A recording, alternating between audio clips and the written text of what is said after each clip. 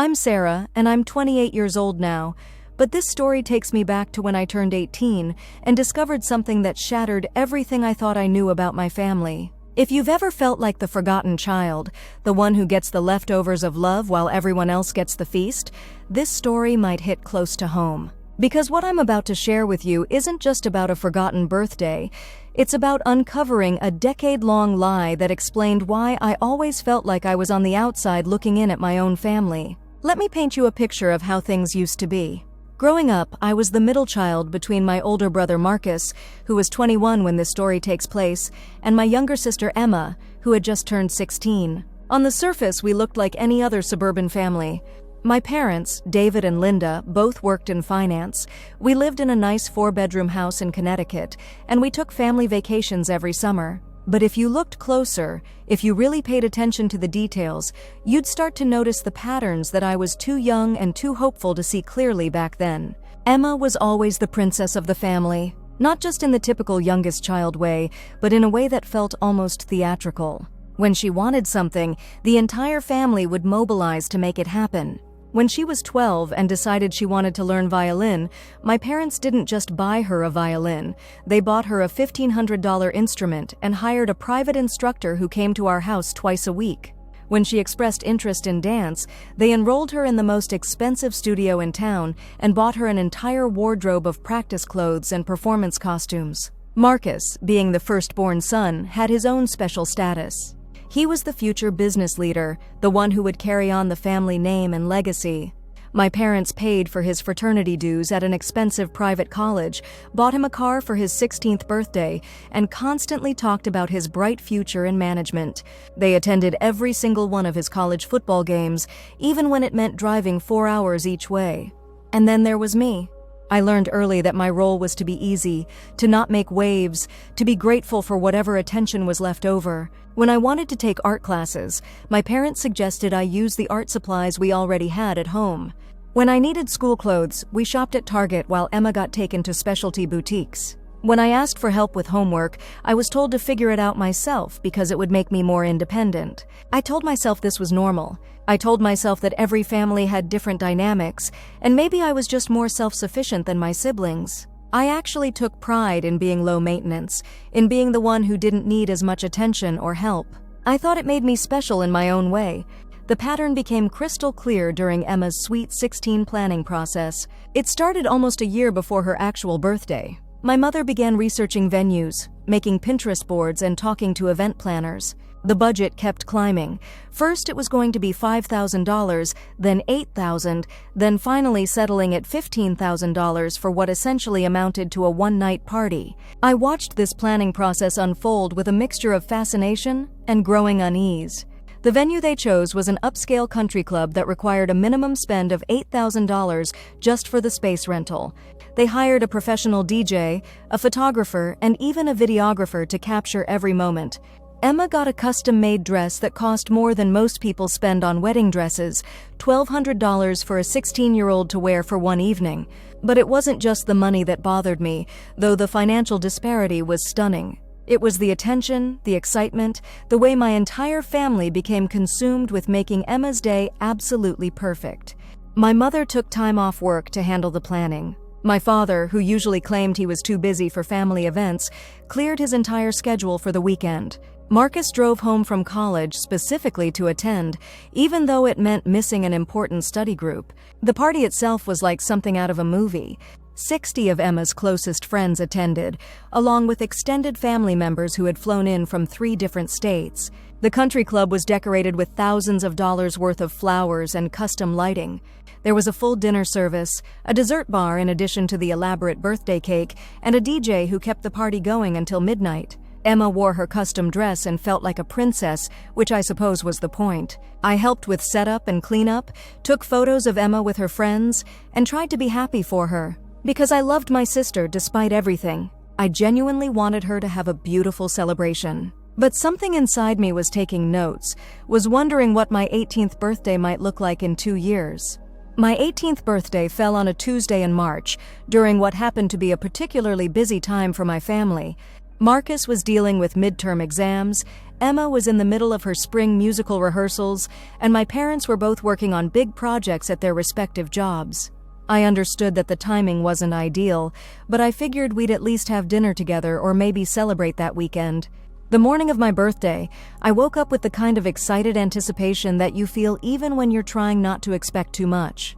I came downstairs for breakfast, hoping for at least some acknowledgement that this day was different, that I was different now, legally an adult, ready to start the next chapter of my life. My mother was rushing around getting ready for work, sipping coffee and checking emails on her phone. My father was already gone. He had an early meeting. Emma was eating cereal and complaining about her upcoming history test. I sat down at the table and waited for someone to say something, to acknowledge what day it was. Nothing. Emma finished her cereal and grabbed her backpack, mentioning that she'd be late getting home because of rehearsal. My mother kissed the top of my head absently as she headed toward the garage, reminding me to start dinner since she'd be working late.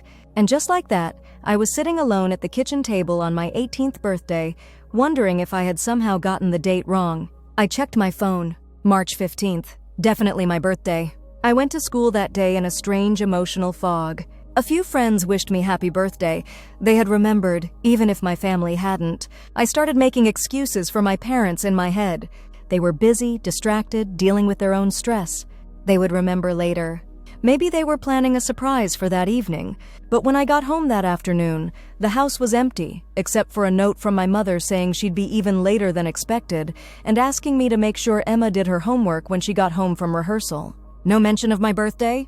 No indication that this day was any different from any other Tuesday. Emma came home around 7, complaining about her rehearsal running long and how tired she was. I helped her with her history homework, made dinner for both of us, and waited for my parents to come home. My father got back around 8:30, ate the plate I had saved for him, and immediately disappeared into his home office to finish work. My mother didn't get home until after 10. I went to bed that night feeling hollow in a way I had never experienced before. It wasn't just disappointment, it was a kind of emotional vertigo, like the ground had shifted beneath me and I couldn't find my footing. How do you forget your child's 18th birthday? How does an entire family simply not notice? The next morning, I woke up hoping that someone would remember belatedly, that there would be apologies and explanations and maybe a belated celebration. But Wednesday proceeded exactly like Tuesday had, and Thursday the same as Wednesday. By Friday, I realized that my 18th birthday had come and gone without a single family member acknowledging it. That weekend, I decided I needed to say something. Not in an accusatory way, but just to gently remind them that they had missed something important. I found my mother in the kitchen on Saturday morning and casually mentioned that my birthday had been earlier that week. The look on her face told me everything I needed to know. It wasn't the look of someone who had simply forgotten an important date. It was the look of someone who had been caught in something much bigger than forgetfulness. Her face went through several expressions in rapid succession: surprise, guilt, panic, and then something that looked almost like calculation. She immediately launched into apologies, saying how busy and stressed she had been, how the date had completely slipped her mind, how terrible she felt. She promised we would do something special that very weekend to make up for it. But there was something in her tone, something in the way she couldn't quite meet my eyes, that made me feel like there was more to this story. That afternoon, she took me shopping and bought me a few things I had mentioned wanting. Nothing expensive, nothing that felt particularly thoughtful, but an obvious attempt to assuage her guilt. We had dinner at a nice restaurant, just the two of us, and she kept apologizing and promising it would never happen again. But I couldn't shake the feeling that this wasn't really about being busy or forgetful. This was about something deeper, something systemic in how my family functioned. I started paying closer attention to the dynamics around me, started really observing instead of just accepting. I noticed how my parents lit up when Emma walked into a room, how they gave her their full attention when she spoke, how they asked detailed questions about her day and her interests. I noticed how they bragged about Marcus to their friends, how they proudly shared updates about his college achievements, how they spoke about his future with excitement and confidence. And I noticed how I seemed to fade into the background, how conversations continued around me as if I wasn't there, how my own achievements and struggles were met with distracted nods and generic encouragement.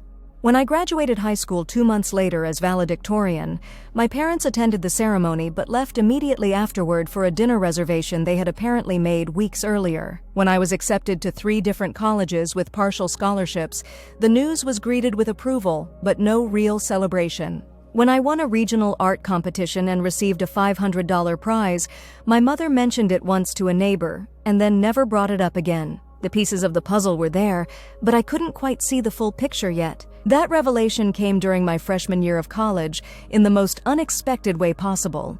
I was home for Thanksgiving break, helping my mother prepare dinner, when her phone rang. She was elbow deep in turkey preparation, so she asked me to answer it. The caller was my Aunt Patricia, my mother's sister, calling to check in before the holiday. After we exchanged pleasantries, Aunt Patricia said something that stopped my world completely. She asked how I was adjusting to everything, how I was processing the news about my family situation. When I asked what she meant, there was a long pause on the other end of the line. Aunt Patricia asked if I was alone, if my parents were nearby. When I told her I was by myself in the kitchen, she said something that I will never forget as long as I live. She told me that she had assumed my parents had finally told me the truth now that I was 18, now that I was legally an adult. She thought that's why she hadn't heard from me in a while, that I was angry and processing. The truth, she explained, was that I was adopted. Not only was I adopted, but I had been adopted at age 7 after my biological parents died in a car accident. My biological parents had been my mother's close friends, and when they died suddenly, my parents had taken me in. The adoption had been finalized when I was 8, and everyone had decided it would be easier for me if I didn't remember the trauma of losing my first family. But here's the part that truly shattered me. Emma wasn't my biological sister. She was born to my adoptive parents 2 years after they took me in.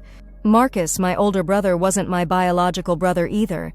He was their first biological child. I was the only adopted child in a family that had gone to great lengths to make me feel like I belonged, while simultaneously treating me like I didn't. I managed to finish the phone conversation with Aunt Patricia without completely falling apart, but as soon as I hung up, I felt like I was drowning. Everything suddenly made sense. The differential treatment, the forgotten birthday, the way I always felt like I was performing for love that came naturally to my siblings. When my parents came home that evening, I confronted them with what I had learned. The conversation that followed was one of the most devastating experiences of my life, not because they denied it, but because of how they justified it. My mother's defense was that they had been trying to protect me, that they thought it was better for me to feel like a natural part of the family, rather than dwelling on the trauma of my past. My father's justification was that they had treated me exactly like their own children, that I had been given the same opportunities and love as Marcus and Emma. But when I pointed out the obvious disparity in treatment, when I mentioned Emma's $15,000 Sweet 16 party versus my forgotten 18th birthday, their explanations became much more revealing. My mother admitted that they had always felt differently about celebrating my milestones because they weren't sure how much I actually remembered about my biological parents, and they didn't want to trigger painful memories. My father said that they had been more cautious about spending money on me because they wanted to make sure Marcus and Emma, their biological children, were taken care of first. The more we talked, the more obvious it became that I had never been considered truly equal in this family. I had been a beloved charity case, a child they had graciously rescued and provided for, but not a child they had ever seen as fully their own. The worst part was realizing that everyone knew except me. Marcus knew. He had been 11 when I was adopted and remembered everything. Emma knew.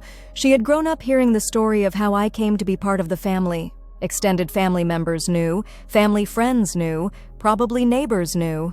I had been living in a carefully constructed lie for over a decade, and everyone around me had been complicit in maintaining that lie. The months that followed were some of the darkest of my life. I felt like I didn't know who I was anymore, like my entire identity had been built on false foundations.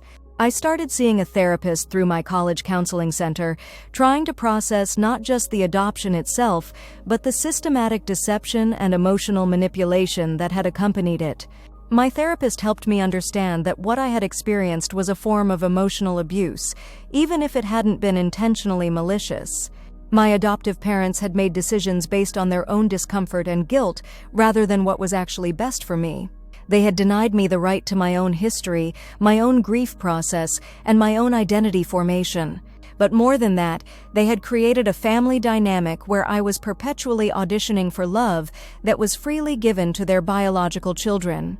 They had made me believe that my worth was contingent on being easy, undemanding, and grateful, while their biological children were allowed to be fully human, complicated, demanding, and secure in their place in the family. I made the decision to take some time away from my family to figure out who I was outside of their narrative. I spent that summer working at an art camp in Colorado instead of coming home, and I used that time to research my biological parents and my early childhood. What I discovered was both heartbreaking and healing.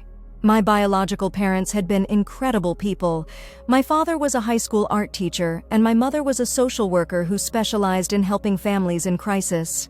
They had been deeply in love with each other and completely devoted to me. Through old family friends and social media connections, I was able to piece together memories that my adoptive parents had essentially erased. I learned that my biological parents had been planning to take me to Europe for my 8th birthday, that my father had been teaching me to paint watercolors, that my mother had been helping me write and illustrate my own children's books. I learned that I had been a confident, outgoing, creative child before the accident, and that my quieter, more compliant personality had developed as a trauma response.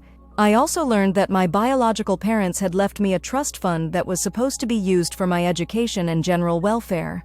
The fund, which had grown to nearly $40,000 by the time I turned 18, had been managed by my adoptive parents. They had used it appropriately for my basic needs, but they had never told me it existed, and they had certainly never used it for things like birthday parties or special celebrations.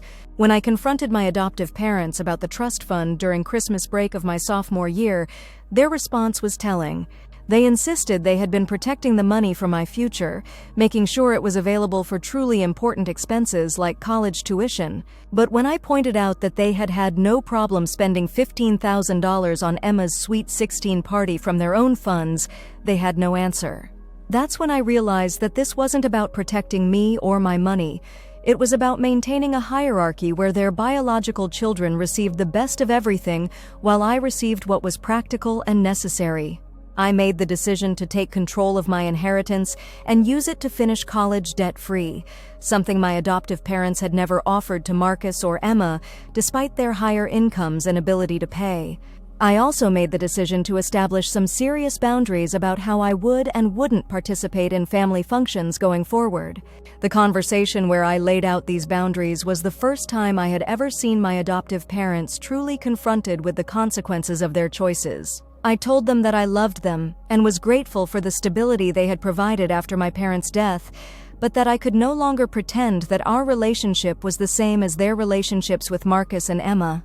I explained that I would no longer attend family functions where I was expected to play the role of the grateful adopted daughter, while their biological children were celebrated and prioritized. I told them that if they wanted a relationship with me going forward, it needed to be based on honesty and actual equality, not on their comfort level with acknowledging difficult truths. My mother cried, my father got angry, and both of them accused me of being ungrateful and dramatic. They said that they had done their best in a difficult situation, that they had loved me like their own child, and that I was being unfair by bringing up old grievances. But I had learned enough in therapy to recognize gaslighting when I heard it. They hadn't loved me like their own child. They had loved me like a child they felt obligated to care for. There's a difference, and that difference had shaped every interaction I'd had with them for over a decade. The breakthrough came 6 months later, when Emma was accepted to her first-choice college with a partial scholarship. My adoptive parents were planning to throw her a big graduation party and had invited dozens of extended family members to celebrate her achievement. As I watched them plan this celebration with the same enthusiasm and attention they had given her Sweet 16 party, I realized something powerful. I didn't need their validation anymore. I had learned to celebrate my own achievements, to recognize my own worth, and to build relationships with people who valued me unconditionally. I had graduated college summa cum laude with a degree in art therapy, had been accepted to a competitive graduate program with a full assistantship, and had started selling my artwork through a local gallery. None of these achievements had been particularly celebrated by my adoptive family, but they were recognized and valued by the people I had chosen to surround myself with. When Emma's graduation party rolled around, I attended, but with completely different energy than I had brought to family events in the past. I wasn't there hoping for acceptance or trying to earn my place. I was there as an autonomous adult choosing to support someone I cared about. The difference in my demeanor was apparently noticeable because several extended family members commented on how confident and happy I seemed. When Aunt Patricia asked me privately what had changed, I told her honestly that I had stopped trying to earn something that should have been freely given. That conversation somehow got back to my adoptive parents, and it triggered the most honest discussion we had ever had as a family. For the first time, they acknowledged that they had treated me differently, that their discomfort with the adoption had affected their parenting, and that their choices had been harmful regardless of their intentions. My adoptive mother admitted that she had always felt guilty about my biological parents' death, like she was somehow taking their place rather than honoring their memory. My adoptive father acknowledged that he had been protective of his biological children's interests in ways that had disadvantaged me, and that this had been unfair and wrong.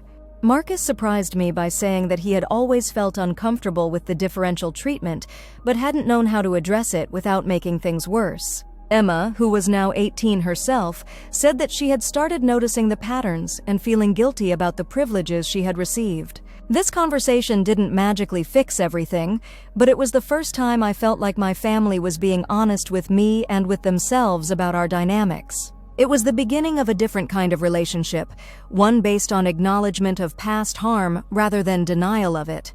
My adoptive parents started making different choices going forward. They began talking about my biological parents with respect and fondness, sharing memories and photos I had never seen. They started celebrating my achievements with the same enthusiasm they showed for Marcus and Emma's accomplishments.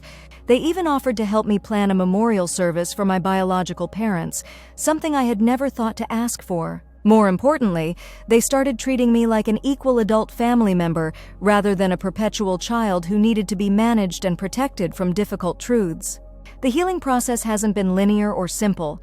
There are still moments when old patterns resurface, when I feel like I'm being treated differently, or when they revert to their protective instincts about what I can or cannot handle. But now we can talk about these moments openly instead of pretending they don't exist.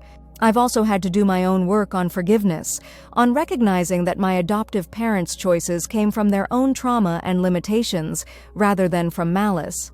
Losing close friends suddenly and then taking in their 7-year-old daughter was probably more than they were equipped to handle, emotionally speaking. They did the best they could with the tools they had, even if their best wasn't good enough in many ways. But I've also learned that forgiveness doesn't mean accepting ongoing harmful behavior or pretending that past harm didn't matter. I can forgive my adoptive parents for their mistakes while still maintaining boundaries that protect my emotional well-being. Today, our relationship is more honest but also more limited than it used to be. I love them, and I'm grateful for the stability they provided during a devastating time in my life. But I'm not dependent on their approval or validation the way I used to be, and I don't participate in family dynamics that make me feel diminished or invisible. I've built a chosen family of friends, colleagues, and romantic partners who value me for who I am, rather than for how easy or grateful I am. I've learned to celebrate my own achievements, to advocate for my own needs, and to recognize my own worth independent of anyone else's acknowledgement. The art therapy work I do now is partly inspired by my own experience with family trauma and identity formation. I work with children and teenagers who are navigating difficult family situations, helping them develop a sense of self that isn't entirely dependent on family validation. One of the most important things I've learned is that family dysfunction often disguises itself as love and protection. My adoptive parents genuinely believed they were doing what was best for me by hiding my history and treating me with what they saw as special care. But their version of love was actually a form of control that prevented me from developing a healthy sense of identity and self-worth. Real love, I've learned, involves seeing someone clearly and accepting them fully, not creating a false version of reality to protect yourself from discomfort. Real love means celebrating someone's achievements wholeheartedly, not rationing your enthusiasm based on your own insecurities or preferences. If you're watching this and recognizing patterns in your own family, I want you to know that your feelings are valid even if your family tells you they're not. Differential treatment matters, even when it's subtle. Forgotten birthdays matter, even when there are excuses. Being made to feel grateful for basic care and attention matters, even when you're told you're being dramatic. You deserve to be celebrated, not just tolerated. You deserve to have your achievements recognized, your struggles acknowledged, and your history honored. You deserve relationships where you don't have to earn love by being perfect or convenient or grateful. It took me years to understand that my worth wasn't contingent on my family's ability to recognize it. It took even longer to build relationships where I felt truly valued and celebrated. But that work was worth every difficult conversation, every boundary I had to set, every moment of discomfort I had to sit with. Your story matters, your feelings matter, and your experience is valid even if the people around you can't or won't acknowledge it. Sometimes healing means changing the people around you, rather than trying to change yourself to fit into dysfunction. Have you experienced favoritism or differential treatment in your family? Have you ever felt like you were auditioning for love that came naturally to others? I'd love to hear your stories in the comments, because sometimes the most healing thing we can do is realize we're not alone in our experiences. If this story resonated with you, please consider liking and subscribing. Sometimes the most important conversations happen in spaces like this, where we can share our truths without judgment and support each other through difficult family dynamics. Remember, you are worthy of love, celebration, and recognition exactly as you are, not because of what you do or how convenient you are or how grateful you seem, but because you exist and you matter. Don't let anyone convince you otherwise.